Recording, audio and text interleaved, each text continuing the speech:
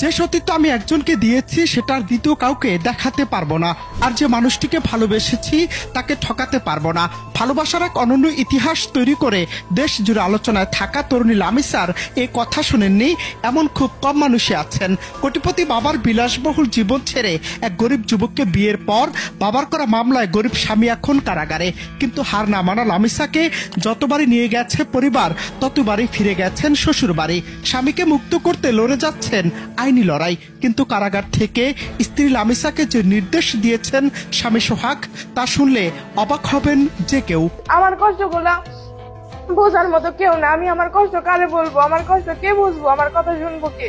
আমার কথা কেউ শুনে না। যেখানে আমার বাবা মা আমার কষ্ট বুঝে না, আমি অন্য কাউকে কেন কষ্ট বলতে যাবো? আমার কষ্ট আজ পর্যন্ত আমি কাউকে বলতে পারি নাই। এমন কঠিন পরিস্থিতির মধ্যে সম্প্রতি কিছু সময়ের জন্য স্বামীর সাথে ফোনে কথা বলার সুযোগ পান লামিসা। প্রথমে তিনি জানতে চাইলেন ওষুধগুলো সোহাগ পেয়েছে কিনা এবং তার শরীর কেমন আছে।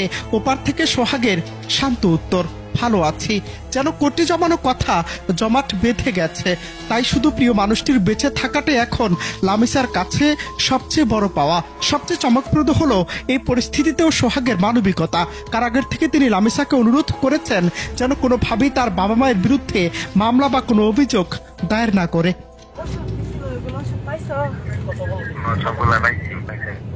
তোমার শরীরটা কেমন?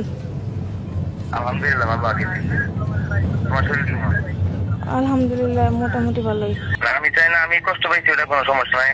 আমি চাই না ওর মা বাবার কোনো কষ্ট পাক, মানে এই কারণে আমার কারণে ওনারা করছে ঠিক আছে। ওনাদের মেয়ে, ওনার একটি ইচ্ছা ছিল যে তারা ভালো একটা জায়গায় বিয়ে দিবে, কিন্তু এমন একটা পরিস্থিতি পড়ে গেছিলাম আসলে কিছু করার নাই। আমারও কিছু করার নাই, ওরও কিছু করার নাই। রাগ হতো যদি ও যদি ঠিক যদি না থাকতো, কিন্তু ও তো ঠিক আছে, তার জন্য আমার রাগ হয় না একটু। ওর বাবা মার প্রতি কোনো অভিযোগ নাই আমার। কারাগার থেকে সোহাগ আরো জানান তিনি সবাইকে ক্ষমা করে দিয়েছেন, আর তিনি চান তার শত্রুরাও যেন কখনো কারাগারে না যায়। তবে এই ঘটনার প্রেক্ষিতে লামিসার বাবার মুখোমুখি হয়েছিলেন গণমাধ্যম কর্মীরা, কিন্তু তিনি থেকেছেন একদম চুপ, কোনো মন্তব্য করতে রাজি হননি। অন্যদিকে প্রেমিক জুটির পাশে এসে দাঁড়িয়েছে সমাজের নানা স্তরের মানুষ। এলাকাবাসী থেকে শুরু করে বিভিন্ন মানবাধিকার সংগঠন এবং প্রবাসীরাও এই অসম্প্রেমের পক্ষে নিজেদের সমর্থন জানিয়েছেন। প্রশ্ন একটাই, একটি সাবালিকা মেয়ের স্বাধীন ভালোবাসার এমন পরিণতি কেন? লামিসার মতো মেয়েকে নিয়ে গর্ববোধ করা যায়, লামিসার মতো মেয়ে ছেলের বউকে নিয়ে আমরা গর্ববোধ করি। সে যেই কথাগুলো বলছে, এক ইজ্জত আমি কয়জনকে দেখাবো? তার বাবা মার কোনো ঘৃণা নাই, যার কারণে তারা সোহাগকে এইভাবে জেল খাটাচ্ছে। মেয়ের এই কথাগুলো তারা নরম হচ্ছে না। আমরা চাই সোহাগ মুক্তি পাক। সোহাগকে আমরা প্রয়োজনে ইউরোপে পাঠাবো। সোহাগের যে শ্বশুর অহংকারী নুমান, তার চাইতে বড় লোক করে ছাড়বো আমরা সবাই মিলে যদি চেষ্টা করি। প্রথমে প্রণয়, এরপর পরিণয়, সবটাই ঠিকঠাক ছিল।